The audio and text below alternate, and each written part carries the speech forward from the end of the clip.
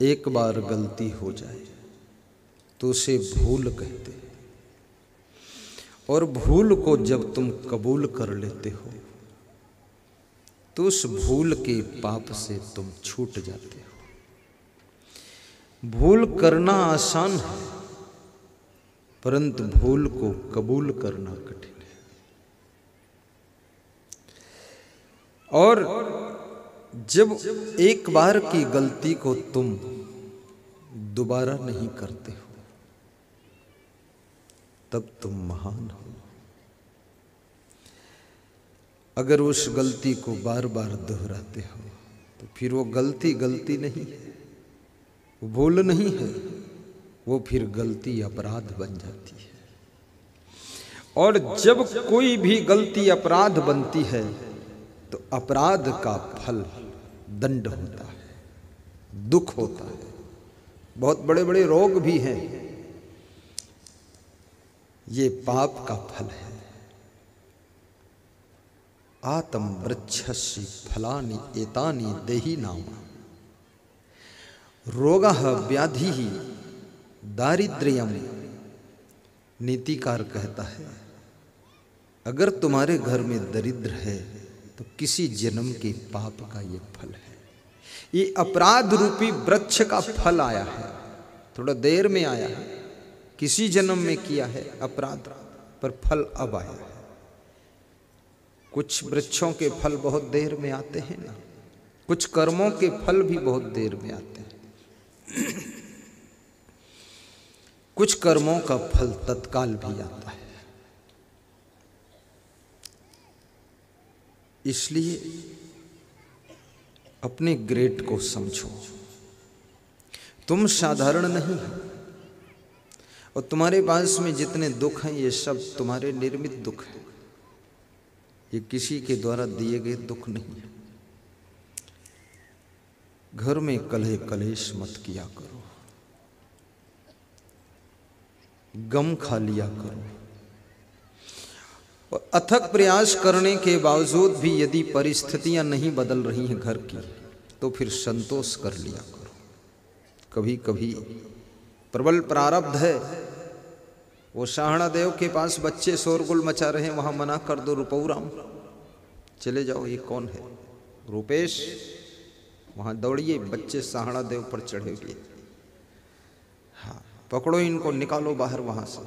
जहां से आवाज आए तुरंत कान तेज रखो, पकड़ो, जाकर रपटाओ, जोर से भगाओ इनको। शांति रहनी चाहिए, आवाज कोई नहीं, गुरु जी की कृपा है। तो एक बार जब पांडव अज्ञातवास में थे, थोड़ा महाभारत की कथा सुनाता हूं, छोटा सा प्रसंग है।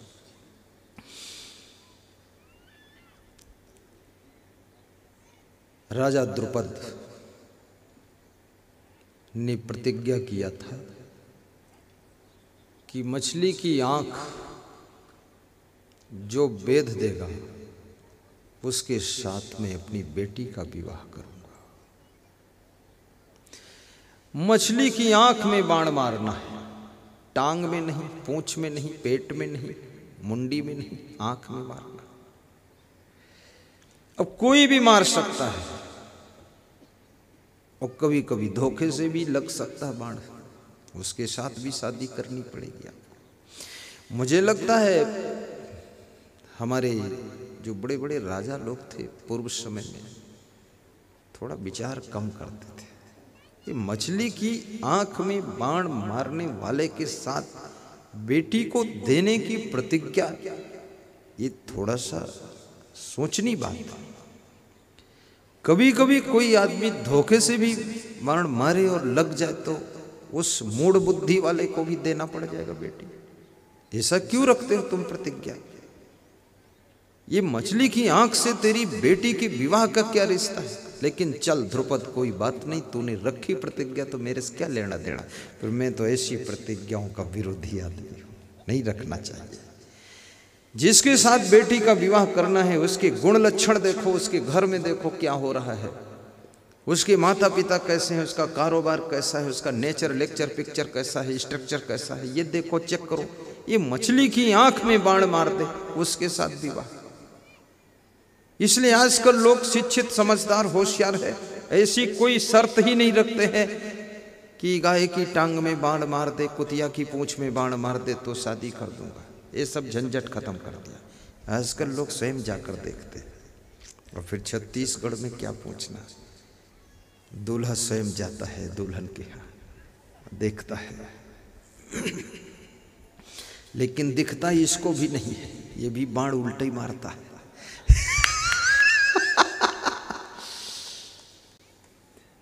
थोड़ी देर में क्या देख पाओगे? तुम पूछोगे उस लड़की से तुम्हारा क्या नाम, तो बोलेगी मोहिनी। वो तुमसे पूछेगी तुम्हारा क्या नाम, तुम कहोगे मोहन। तो तुम्हारे दोनों के बाप कहेंगे मोहन और मोहिनी जोड़ा अच्छा है। अरे ये मोहन मोहिनी से काम नाम से नहीं चलने वाला है, इनके गुण लक्षण भी देखो, इनका बुद्धि विवेक है कि नहीं, अंडा मुर्गा कुकरी खाता, क्या खाता पीता है, नालायक है, राक्षस है, कैसा दुष्ट है, क्रोधी है। ऐसे लड़की क्यों देते हो? थोड़ा समझो। गुजरात में शादी करने का मेथड अलग ही है।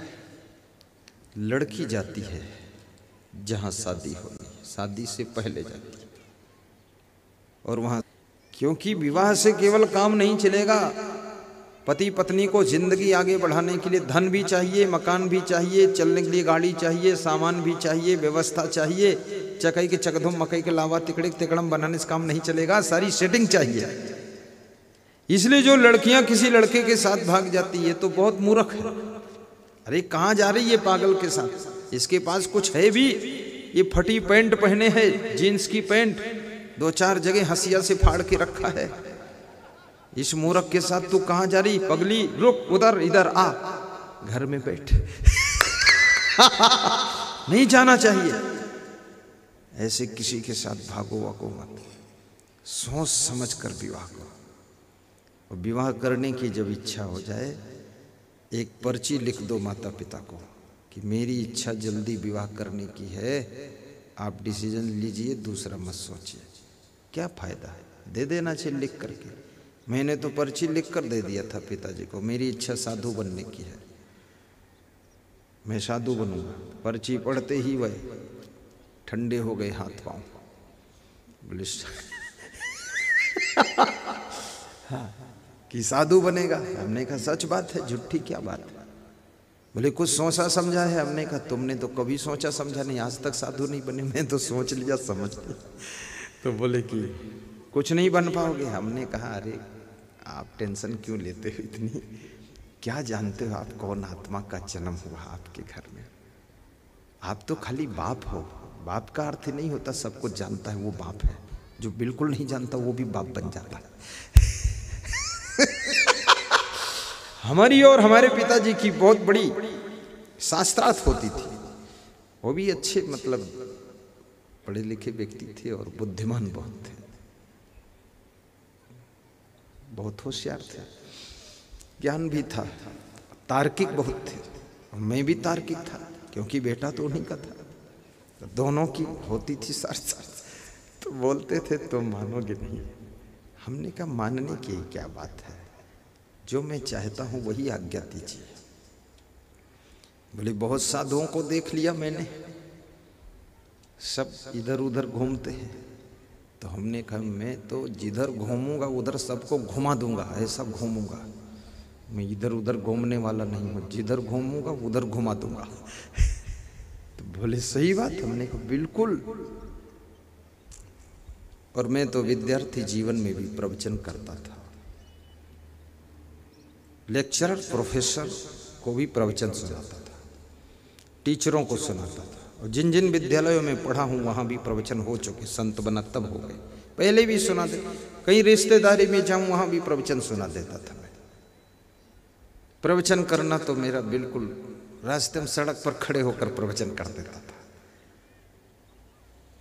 लोग सुनने के लिए यहाँ भी जाते थे क्योंकि मेरे प्रवचन में थोड़ा हंसी रहती थी, मज़ेदार बात घुमा कर कहता था, तो लोग मज़ा लेने आ जाते थे। पलट देता था बात को, शिक्षा भी दे देता था। तो पर्ची लिख कर दे दो माँ बाप को, जल्दबाजी मत करो, किसी के साथ भागो वागो मत। लड़कों से भी कहूँगा किसी के साथ मत भागना, भागने से कोई फायदा नहीं, क्योंकि किसी लड़की के साथ भाग कर भी जाओगे वो लड़की भी चेंज होने वाली है। जो आज तुम्हारे साथ भाग कर गई है उसका स्वभाव बदलेगा, गुस्सा बहुत करेगी थोड़े दिन के बाद, थोड़े दिन के बाद तुमको मारेगी भी, तुम्हें गाली बकेगी, तुम बेहोश हो जाओगे, तुम रोओगे।